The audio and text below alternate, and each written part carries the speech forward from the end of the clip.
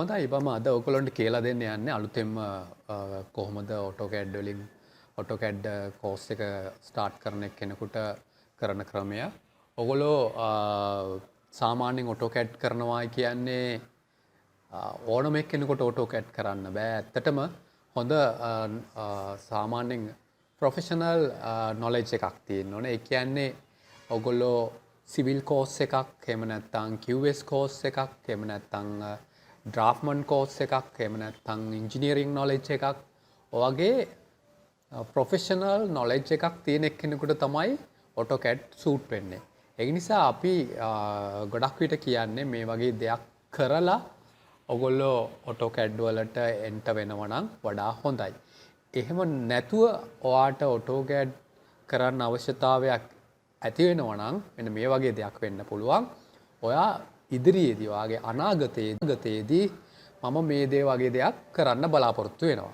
මොනවද? Civil course එකක්, ඩ්‍රාෆ්ට්මන් course එකක්, එහෙම නැත්නම් ඉන්ජිනියරින් ෆීල්ඩ් එකට යන්න මොනවා හරි දෙයක්. ඒ වගේ ටෙක්නිකල් සයිඩ් එකේ ප්‍රොෆෙෂනල් කෝස් එකක් ඔයා කරන්න අදහසක් තියෙනවා නම් AutoCAD කරාට කමක් නැහැ. හොඳයි. අපි බලමු AutoCAD එකේදී versions අපි මුලින්ම ඔයගොල්ලන්ට මොන වගේ versions ද කියලා අපි කියලා තියෙනවා. සාමාන්‍යයෙන් AutoCAD 10 වලට පෙර ඒවා ඔයගොල්ලෝ පාවිච්චි කරන්න එපා කියලා තමයි මම නිර්දේශ කරන්නේ. 10 වලින් පස්සේ versions තියෙනවා නම් ඔයගොල්ලන්ට ඒක පාවිච්චි කරාට කමක් නැහැ. ඔයගොල්ලෝ කම්පියුටරේට දාගත්තට කමක් නැහැ. සාමාන්‍යයෙන් AutoCAD 17, AutoCAD 19, 20 ඒ වගේ නම් ඕකේ. සමහර විට AutoCAD 13 වගේ තියෙන්නත් පුළුවන්. ඒත් ප්‍රශ්නයක් නැහැ. ඔයගොල්ලන්ට මේ කෝස් එක ඒ ආකාරයෙන්ම ෆලෝ කරගන්න පුළුවන්.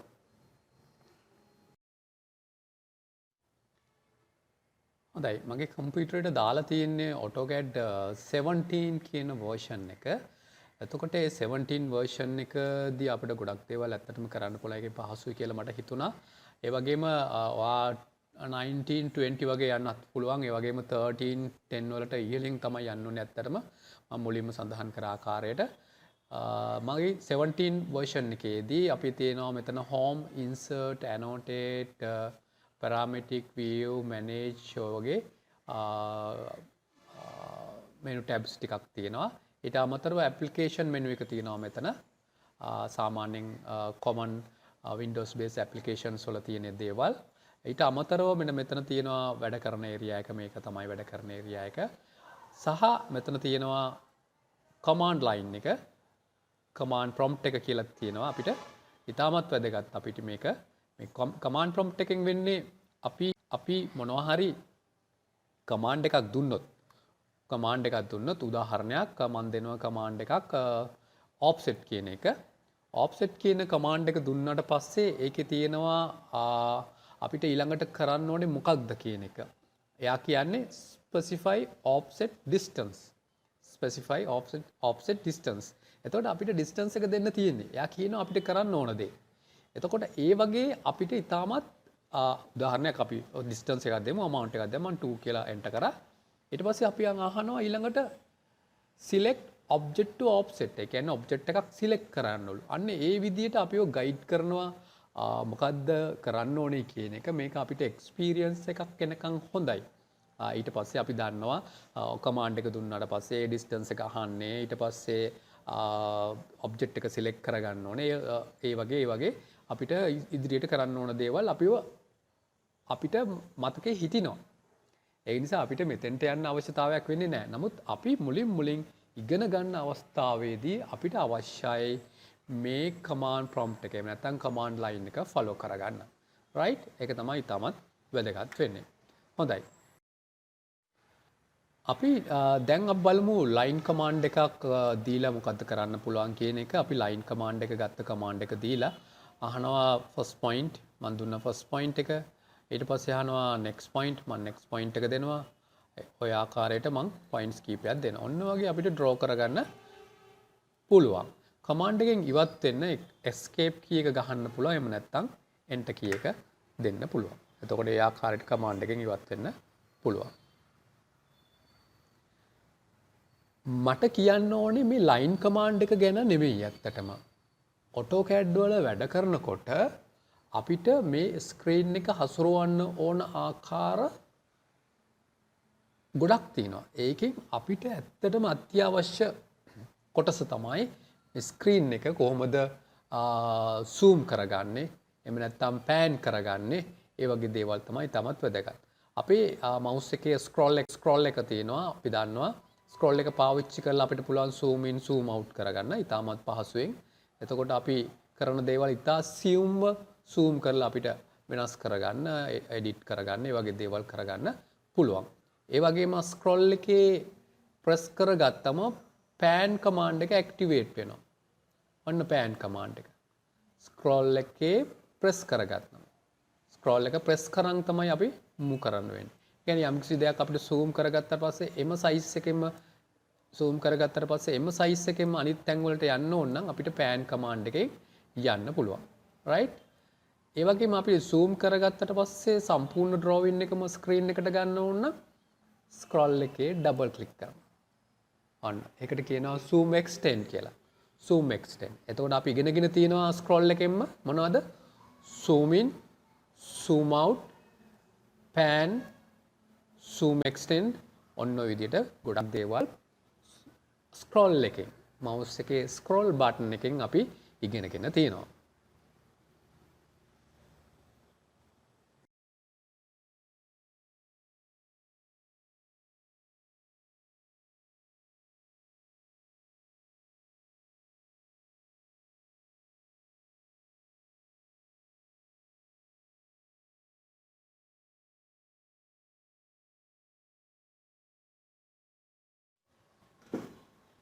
දැන් අපි බලමු මම rectangle circles කීපයකුත් ඇඳගත්තා. මම මේ commands කරන විදිය නෙමෙයි මම කියලා දෙන්නේ. ඇත්තටම දැනට අපිට තව තියෙනවා ඉදිරියට මේ දේවල් කරන්න. මම දැන් කියලා දෙනවා මේ object එකක් select කරගන්න ආකාරය. ඇයි අපි object select කරගන්නේ? object select කරගන්නේ අපිට object එකක් select කරාම කරන්න පුළුවන් දේවල් ගොඩක් තියෙනවා. copy කරන්න පුළුවන්, move කරන්න පුළුවන්, rotate කරන්න පුළුවන්, scale කරන්න පුළුවන්, stretch කරන්න පුළුවන්, erase කරන්න පුළුවන්, color කරන්න පුළුවන්. වගේ ගොඩක් දේවල් අපිට object එකක් select කරාම කරන්න පුළුවන්. අපි දන්නවා word excel වලත් bold italic underline කරනවා නම් ඒ කොටස select කරලා තමයි අපි මේ දේවල් කරන්නේ. ඒ වගේම මේ AutoCAD වලත් object එකක් select කරලා තමයි කරන්නේ. එතකොට object එකක් select කරගන්නේ කොහොමද?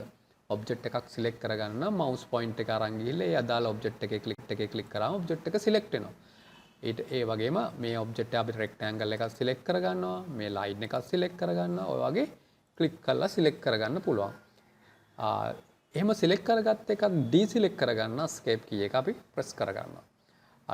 deselect කරගන්න escape key එක අපි press කරගන්නවා. ඒ වගේම මේ one by one select කරගන්න method එක. ඒ වගේම අපිට මේ සම්පූර්ණ කොටසම select කරගන්න ඕන අපිට පුළුවන් මෙම drag කරලා select කරගන්න. drag කරලා select කරගන්න. එතකොට ඔක්කොම ටික select වෙනවා. right? කොහොමද? starting point එක දුන්නා, ending point එක දුන්නා. එතකොට මෙන්න මේ ආකාරයට select කරොත් මොනවද select වෙන්නේ කියලා බලන්න. මේ ආකාරයට select කරොත් select වෙන්නේ rectangle එක විතරයි. ඔව්. rectangle විතරයි select උනේ. ඇයි? මේ window එකට සම්පූර්ණයෙන්ම cover වෙන්නේ rectangle object එක විතරයි. මේ window එකට සම්පූර්ණයෙන්ම object එකක් ලෙස cover වෙන්නේ rectangle object එක විතරයි. අපි මෙහෙම ගේමු. මෙහෙම ගෙනාවම මේ window එකට cover වෙනවා තව line එකකුත්. තව line එකකුත් cover වෙනවා. එතකොට ඒක සම්පූර්ණයෙන්ම cover වෙච්ච නිසා ඒකත් select වෙනවා. අන්න ඒ method එකට අපි කියනවා crossing window. crossing අන්න ඒ method එකට අපි කියනවා selecting window. selecting window. selecting window කියන්නේ left එකේ ඉඳලා right එකට select කරගන්නකොට ඒකේ color එක selecting color එක blue. selecting color එක blue. එතකොට ඒ අවස්ථාවේදී සම්පූර්ණයෙන්ම object එක select වෙන්න ඕනේ, cover වෙන්න ඕනේ, එම range එකට ඇතුළත් වෙන්න ඕනේ select වෙන්න නම්. right? පැහැදිලි නේ? right. ඊට පස්සේ තව method එකක් තියෙනවා crossing window method එක. crossing window method එක. ඒ කියන්නේ ඒක එන්නේ right side එකේ ඉඳලා left එකට. crossing window. අන්න ඒ අවස්ථාවේදී ඔබ්ජෙක්ට් එකේ යම් කිසි කොටසක් හරි ඒ වින්ඩෝ එකට ඇතුළත් වෙලා තියෙනවා නම් යම් කිසි කොටසක් හරි ඒ වින්ඩෝ එකට ඇතුළත් වෙලා තියෙනවා නම් ඔන්න ඒක සිලෙක්ට් වෙනවා. ඒක තමයි crossing window. දැන් මේ ආකාරයට අපි සිලෙක්ට් කරලා බලමු. මේ ගොඩක් දේවල් සිලෙක්ට් වෙලා තියෙනවා. ඒ කියන්නේ ඒ වින්ඩෝ එකට ටච් වෙලා තියෙනවා. දැන් මෙහෙම බැලුවොත් ඔබ්ජෙක්ට්ස් rectangle එකයි lines දෙකයි circle එකයි ඔන්න ඔය ඔබ්ජෙක්ට්ස් හතරක් සිලෙක්ට් වෙලා තියෙනවා. ඒක තමයි crossing window method එක. එහෙනම් අපි සිලෙක්ට් කරන methods තුනක් ඉගෙන ගත්තා. එකක් one by one click කරලා select කරගන්න පුළුවන්. අනිත් එක selecting window, අනිත් එක crossing window. අන්න ඒ වගේ වෙනස්කම් පොඩ්ඩක් හඳුනගෙන ඕගොල්ලන්ට ඉදිරියට යන්න පුළුවන්. කමාන්ඩ් එකක් විදිහට මම ඕගොල්ලන්ට මුලින්ම කියලා දෙනවා කොහොමද ලයින් එකක් draw කරගන්නකොට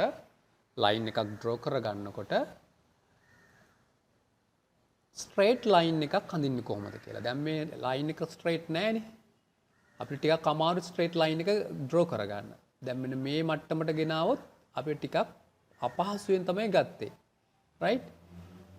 අපිට straight line එක නැත්තම් vertical or horizontal line එක හඳින්න උවමනා වුණාම අපිට ඉතා අපහසුයෙන් තමයි ඒ මට්ටමට ගේන්න වෙන්නේ.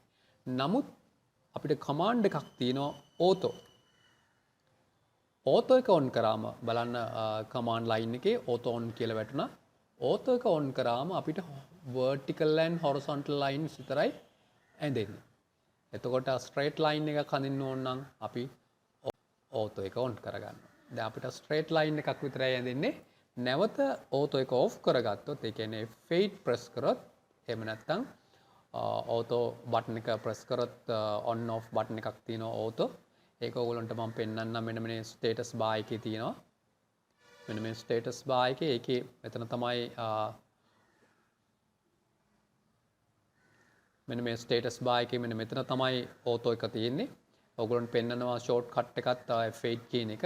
ඒක press කරාම දැන් auto on එකේ. එතකොට vertical and horizontal lines විතරයි ඇඳෙන්නේ. ඒක off කරාම අපිට පුළුවන් angles වලට lines ඇඳ ගන්න. right? ඒක on කරාම නැවතත් vertical and horizontal lines තමයි ඇඳෙන්නේ.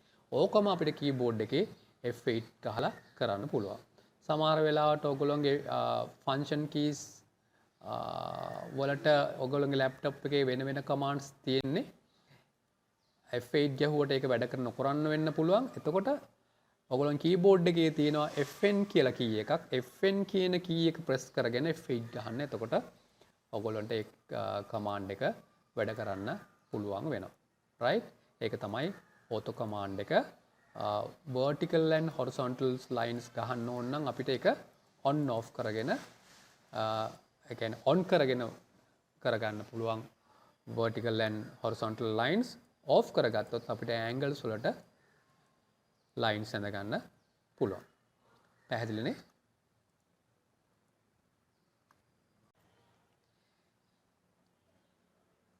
ඒ වගේම මම ඊළඟට කියලා දෙන්නම් කොහොමද object snap කියන command එක සම්බන්ධ කරලා තව line එකක් අඳින්න ඕන නම් end point එකකින් mid point එකකින් වෙන්න පුළුවන්, intersection එකකින් වෙන්න පුළුවන්. අපිට line command එක දීලා ඒ end point එකට යනකොට අපි හිතන්නේ මෙතනින් click කරලා පටන් ගත්තා මේක හරියටම පටන් ගත්තා කියලා. නමුත් එහෙම වෙලා නැහැ. zoom කරලා බැලුවම අපිට පේනවා. නමුත් object snap on කරාම කරාත්තම F3 තමයි එකට පාවිච්චි කරේ. මන් line command එකට ගිහිල්ලා line එක දුන්නා. ඔන්න බලන්න object snap on කරාම කොහෙවත් යන්නේ හරියටම end point එකට ගිහිල්ලා mark කරගන්නවා. අපි ඈතින් තිබ්බත් එයා හරියටම location එකෙන් start කරගන්නවා. ඔන්න object snap on කරාම තියෙන වාසිය. ඒ වගේම අපිට mid point එක ඕන නම් mid point එකත් පෙන්නනවා. mid point එකෙන් start කරන්න ඕන නම් ওই විදිහට mid point එකෙන් පෙන්නනවා. ආට intersection එකක්. ඒ කියන්නේ ඔයාලට මේ cross වෙන තැනකින් මොකක් හරි එකක් පටන් ගන්න ඕන නම් එතෙන්ටත් intersection එකක් පෙන්නනවා. එතකොට ඒ ආකාරයට අපිට line එකක් draw කරගන්න පුළුවන්කමක් හම්බ වෙනවා ලයින් එකක් විතරක් නෙවෙයි වෙනත් ඕනම අවස්ථාවකදී යම්කිසි පොයින්ට් එකකින් අපේ දේ කරගන්න උවමනා වුණා නම් ඒ කියන්නේ end point එකකින් mid point එකකින් ඒ වගේ දේවල් අපිට ඩිස්ප්ලේ කරගන්න උවමනා වුණොත් අපිට object snap එක on කරගන්න. මෙතන තියෙනවා object snap F3 තමයි function key එක. ඒක on කරගත්තම අපිට පුළුවන් ඔයගොල්ලන්ට පෙන්නනවා end points, mid point, intersections මෙන්න මේ settings ඔක්කොම ටික. end point, mid point, center, geometric center, nodes, quadrant, intersections, extensions වගේ ගොඩක් දේවල් ඔයගොල්ලන්ට බලා ගන්න පුළුවන්. right? එතකොට ඒ settings ඔයගොල්ලන්ට වෙනසක් කරන්න ඕන නම් මෙතන තියෙනවා object snap settings කියලා. ඔයගොල්ලන්ට අවශ්‍ය නැත්නම් සමහර settings ඒවා off කරලා දාන්න පුළුවන්. මම nearest එක off කරගෙන තියෙනවා. nearest එක on කරගත්තොත් ඔයගොල්ලන්ට පුළුවන් මෙන්න මේ වගේ අවස්ථාවක් තමයි වෙන්නේ. ඒ කියන්නේ හැම අවස්ථාවකම object snap. හැම අවස්ථාවකම objects එක. දැන් ඕන එකයි එපා එකයි ඔක්කොම object snap වෙනවා. ඒ නිසා අපි nearest එක off කරගන්නවා. right? nearest එක off කරගන්නවා. ඒක අවශ්‍ය වෙන අවස්ථාවලුත් තියෙනවා. අන්නේ අවස්ථාවේදී ඉතින් on කරගෙන වැඩ කරගන්න පුළුවන්. නමුත් වඩාත් හොඳයි අපිට ඒක off කරගෙන වැඩ කරගන්න එක.